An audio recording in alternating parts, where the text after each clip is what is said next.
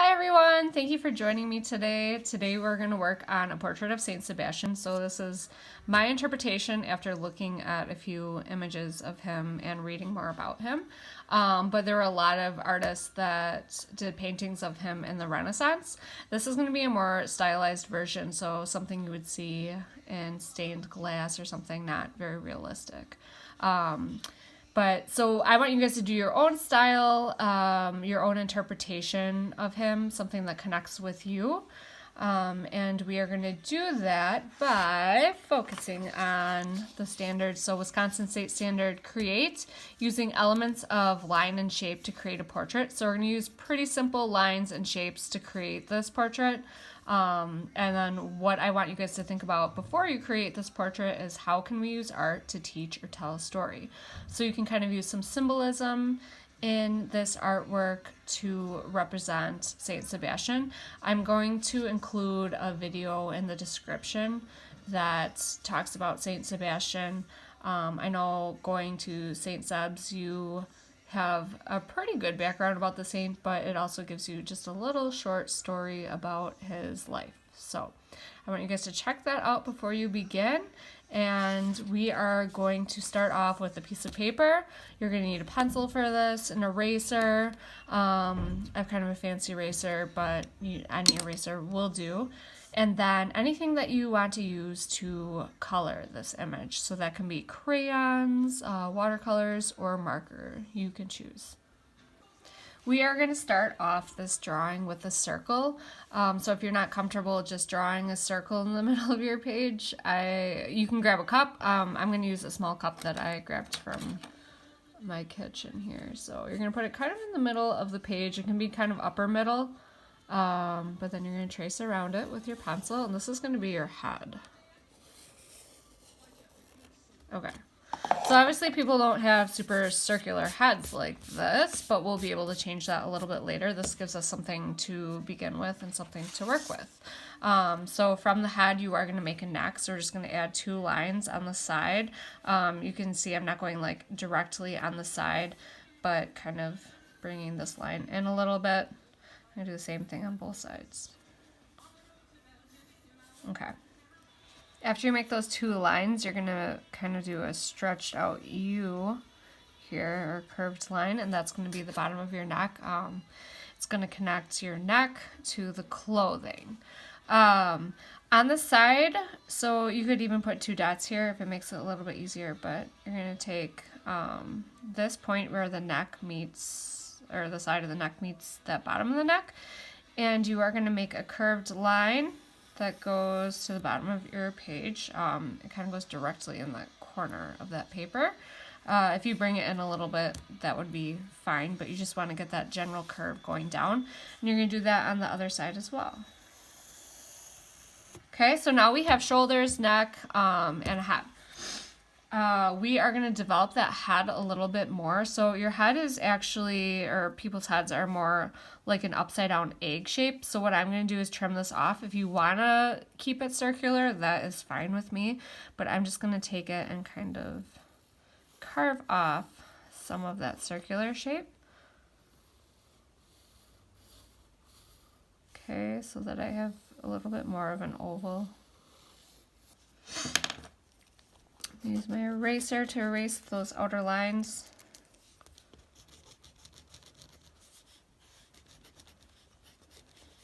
Okay.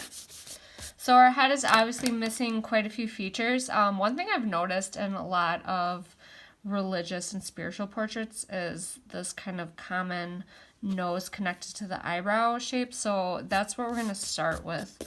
But again, if you have a certain way you do your noses and eyebrows, go ahead. But I'm going to start off with a U that is not exactly center, but a little bit below center. So right here. And then I'm going to take a line on each side like this. And that is going to connect into our eyebrow. So our eyebrow is just going to be a little arch. Sorry, I think my camera cut out there for a moment, but after you have the eyebrows, we are going to begin with the eyes. The eyes are generally kind of an almond shape or kind of a football shape. So underneath your eyebrow, again, you're kind of going to do like a parallel type of line. So you're going to do an upper arch. Underneath, you're going to bring that lower arch. You're going to do the same thing on the other side.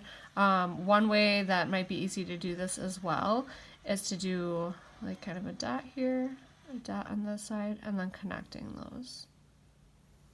Okay, so you have the space for your eye. Now we're gonna, inside that we're gonna make a iris and a pupil. So usually with your eyes, because of your eyelids, you don't see that full circle. Otherwise it looks like people are opening their eyes really wide. You're gonna do more of like an arch on each side. So like this and like this, and that is going to be your iris. And then on the inside you are going to make your pupil. So your pupil, you usually do see the full circle.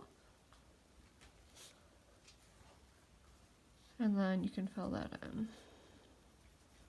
Again, if you're coloring this later, you can do that later with marker or whatever you use. So we have the eye, and then we are going to need an eyelid above the eye. Okay, after you have the eyelids done, and the other kind of upper features, we are going to work on the lips. So kind of following the same arch here, we're going to do a little arch for the top lid. And then you can kind of make that top lip. One thing you may want to note is that with your lips, usually your lips start kind of from the middle of the pupil. So I guess it should be kind of out here, but people have smaller and bigger lips, so. But generally the side of your lip falls right in the middle of your pupil. Mine's a little bit shorter, but that's fine. Okay, so we have that top lip, and then we're going to add that lower lip, and that's just going to be a lower arch like so. All right, so we have our basic features on the head. I'm also going to add just kind of a side part of the nose, so it's looking a little more geometric than I guess it would look like in normal life. But anyway, so you have that the kind of mid part of your nose, and then the side, so your nostrils would be like right about here, but I'm not going to draw the nostrils. All right, so we have our facial features down.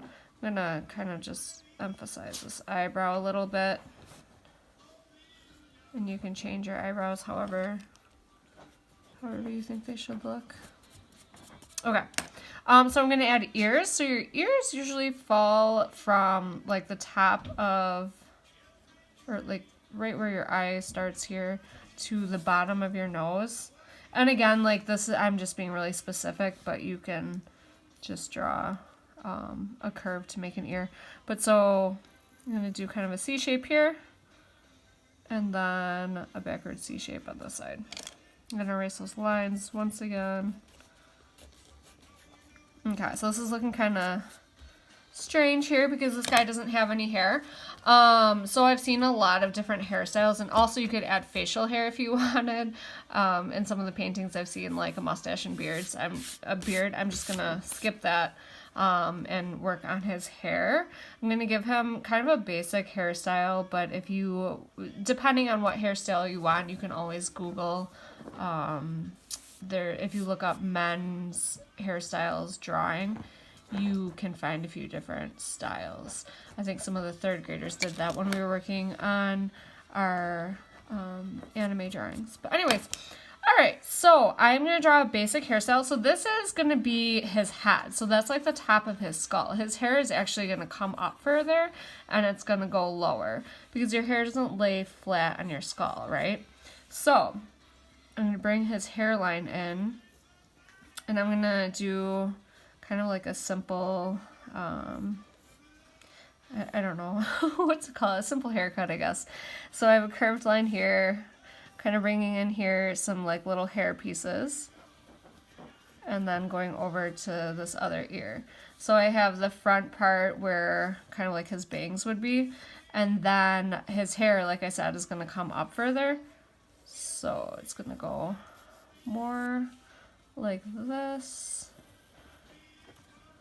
And then I'm going to erase that line for the head. Okay. All right, so we have a pretty simple haircut here. You could bring the hair down if you see the hair behind the ears. Usually, if you look in the mirror, you normally do see some hair behind your ears, but depending on what hairstyle or cut you have. Okay. So after you have the face, we are going to work on a halo around his head. So seeing, kind of like mimicking the circular shape, you're going to do that again behind him. If you are, again, uncomfortable drawing circles, you could grab a plate or a dish or something to draw that circle, but I'm just kind of going to freehand it here.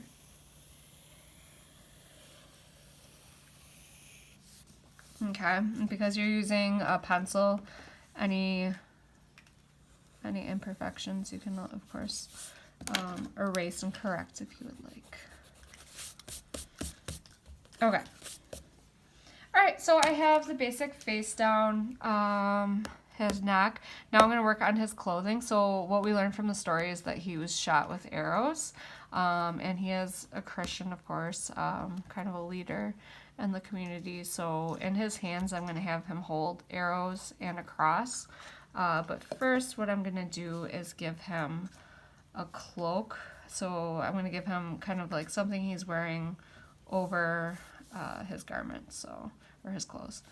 So what I'm going to do is take a line from where all these three lines connect right here, and just bring it down. So kind of a curved line. I'm going to do the same thing on the other side. Okay, so this is going to be not his shirt, I guess his cloak.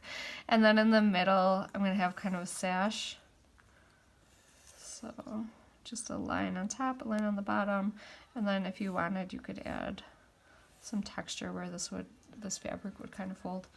All right, so hands. Hands are a hard part for a lot of artists. They're hard for me. I'm going to try and do something, a simplified version of hands, so that it just makes this a little bit easier. But feel free to do hands how you see fit. So I'm going to draw 4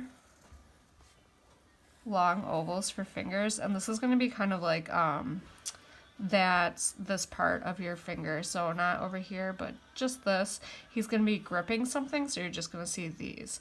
So think about perspective and the fact that you're not going to see the full fingers when you're gripping something. I'm trying to show that here, but if he's gripping something, you're probably going to be seeing these 4 shapes, and you're not really going to see the thumb. So we have the 4 fingers here. And then I'm also going to be doing like the tops of the fingers, so this is going to look like this. And you'll notice that there are shapes overlapping, and that overlapping is going to give us a little bit of depth, but I'm going in with my eraser. Sorry, I'm erasing some of those lines. Okay.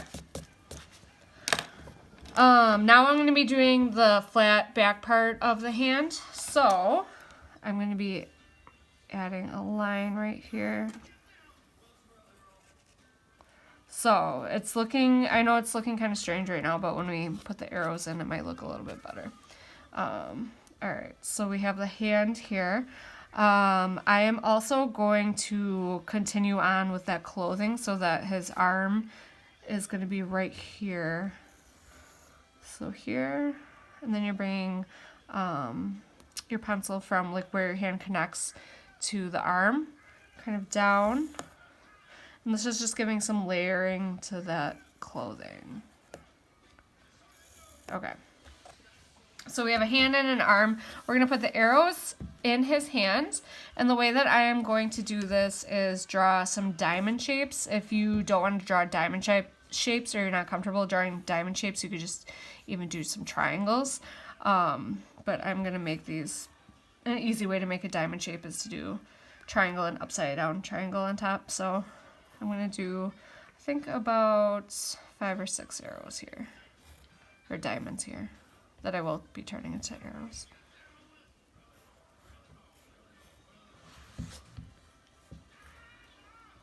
Okay.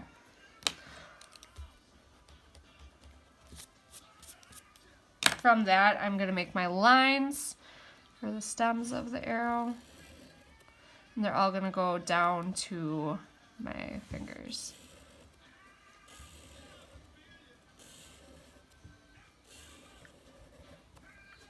Okay. The arrows obviously have to end somewhere, so through the hand, through the hand, I'm gonna make lines. Again, do probably like 5. So they're kind of looking like if you were holding a bouquet of flowers, how you see with the top and the bottom here.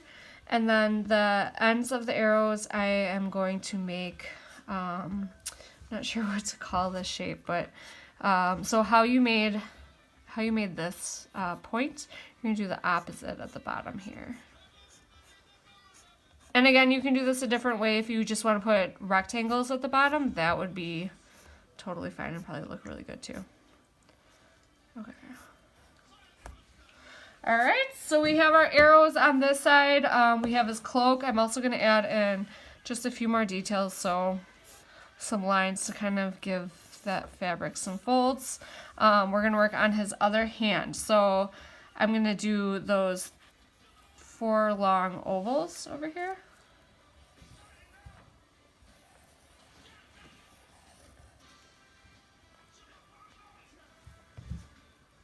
After you have those 4 long ovals, you are going to make the back of the wrist again, or the back of the hand, just by making 2 lines and connecting here. And then we're going to put a cross through his hand. So by doing this, we're going to make it look a little more realistic. Instead of drawing a cross like through his hand, it's going to be behind his hand, or he's going to be holding it. So the way we're going to make it look like that, we're going to draw a rectangle right here. You're going to bring it up 2 lines, then you're going to draw the top of your cross like so. All right, so he is holding his arrows in the cross. If you have a better way of drawing hands, absolutely do it. I was trying to simplify, and I'm not sure if I love the way it looks, but it works for this one right now. All right, so I'm just drawing the bottom of what would be his sleeve on his hand here, and then I'm going to draw the top of his arm, so it's going to go from his hand to connect to the outside. I drew that a little bit further than I wanted. All right, and then drawing from his hand to the bottom, and drawing from this line to the bottom. So it looks like he's got these 2 sleeves going on here with his hands coming through. All right, so we have the basic portrait down. You can decide what you want to do for your background to make it look kind of like it's glowing or like radiating. I am going to draw lines, so some kind of radial lines that come out from this circle. The way I'm going to do that is drawing a line from the top like this, to the side, like so, and doing the same thing on the other side. And then you're gonna, from there, you can kind of fill in some lines. So like this. And that's just gonna give it kind of like a glowing type of look just by using lines.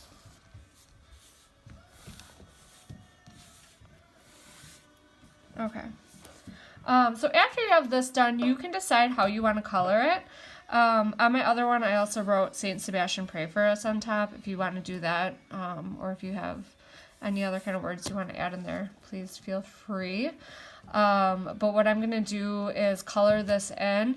I'm going to kind of speed it up so you guys don't have to wait for me, but you guys will be able to watch. All right, I look forward to seeing your portraits, and hope everyone is doing well. Feel free to contact me if you have any questions or if you need anything at all. All right, bye.